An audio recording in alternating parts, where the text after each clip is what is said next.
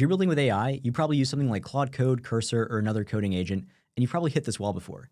You spend all this back and forth with the agent trying to explain to it what processes to follow, what tools to use, and it gets to be a lot. And on top of that, you're building up the context window so much faster.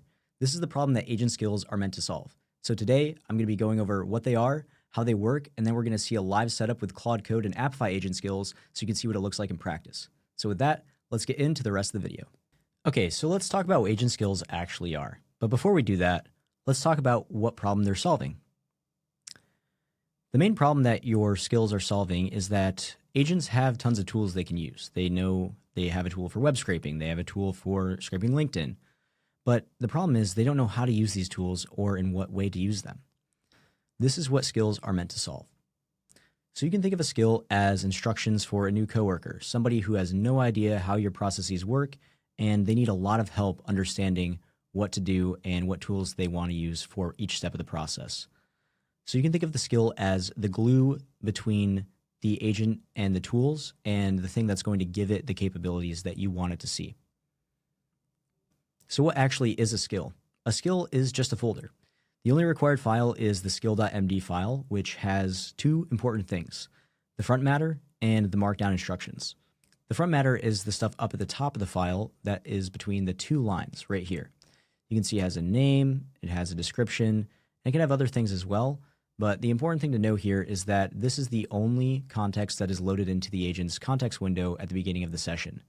What this means is that it is significantly less context bloat for the agent, and the agent can then load in the rest of the skill if it thinks that the intent of the user message matches the need for the skill to be used. Skills can also have subfolders optionally, such as scripts or references. So say you had scripts that you wanted the agent to run at certain steps of the process, you would put them in there. References could be extra information or context that might be helpful to the agent as it is following the instructions in the skill.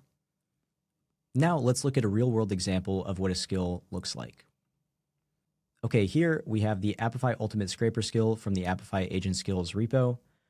Right now you can see that we are in the skill.md file, and up at the top you can see we have the front matter, so the name and the description that tells the agent what this skill is meant to be used for.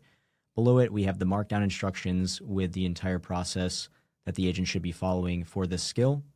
And we also have a references subfolder in this skill where you can see we have a couple of scripts for the agent to run. This is very helpful to do if you want to make less guesswork for the agents. So instead of having it generate the code itself, you can tell it to use this specific script at this specific part of the process. So here we have a high-level flow of what this whole process looks like with an agent using a skill. First, it will receive a task. So it might be something like scrape reviews, find leads, monitor brand mentions. Then it will know that it has a skill available based on the user's intent and the front matter that had loaded in from this skill prior to the user sending the message. So it will load in the rest of the skill from the skill.md to get all the instructions for the process it should follow and also the tools it has available. And so once it's loaded the skill and it starts running, it will go through the process that the skill has defined for it. And it also knows what tools it has available. So it will know what Apify actors to use.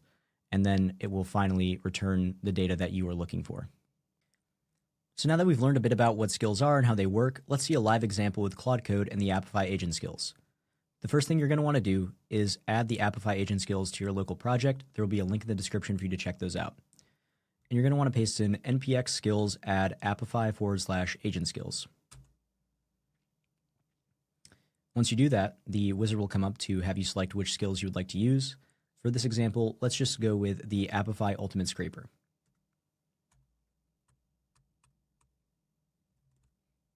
So now when I open up my project in Cursor, you can see I have the Apify Ultimate Scraper skill in the .claude skills. We have the skill.md here.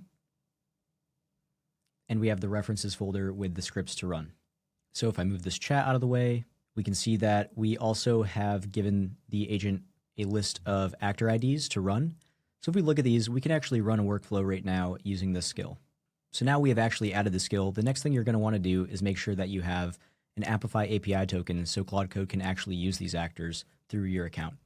To find your Apify API token, you can go to the settings page in the Apify console and click on API integrations. You can use one of your existing API tokens or create a new one. And you're going to want to copy and paste that. So once you have your Apify API token copy and pasted from your console, you can go to your env environment and you can paste in the token here. And you want to make sure that your API token is called Apify token as the name in the environment. Great. Now we have our Apify agent skill that we want added to the project, and we also have our environment variable set. Let's spin Claude Code up and see how it works. Let's say I'm a brand marketer and I'm trying to promote some fitness and wellness products, and I need influencers to reach out to. I can ask Claude Code something like, can you find me influencers on Instagram with at least 50,000 followers and are in the fitness and wellness niche, and save a list of 20 in a CSV file for me. As you can see, the first thing it did is it loaded the skill because it understood my intent as the user and already had the front matter from the Apify agent skill loaded into its context and knew to actually load the rest of the skill in to use for the task. So now it's come up with its plan and it's going to start using the actors that it knows it has available. And we can see that it's actually running an actor right now. So if I go over to my console, I should see this actor actually running in the console. And as you can see right here, we have the Instagram search scraper being used right now. And so as this actor is running, I'm going to wait for it to finish and I will get back to you once the output is actually complete. So as you can see what it's doing, it actually saved the data from the first run of the actor and it decided to filter it by 50,000 followers and trim to 20 results and save it as a CSV. And it also realized that we only had 8 results. And because I asked for 20, it's going to search for additional keywords. So it's going to spin up another actor and try out different keywords to help me find other creators who might be similar in that niche, but maybe didn't come up on the first search term that it used. And as you can see in the console, it has also spun up another instance of the Instagram search scraper to perform more searches for me.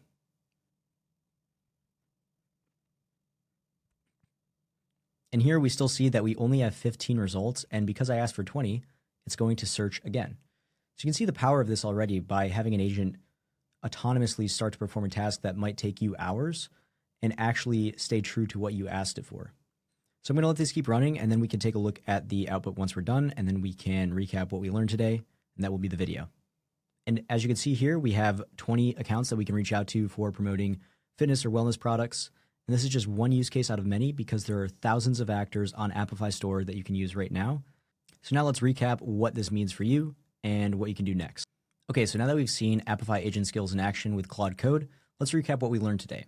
First is that skills teach agents how to use tools and not just what tools are available.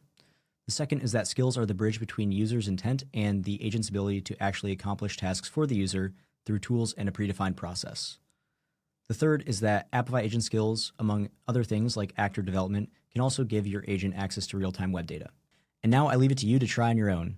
Be sure to check out the Apify Agent Skills. The link will be in the description. Remember to like and subscribe, and I look forward to seeing you in the next video.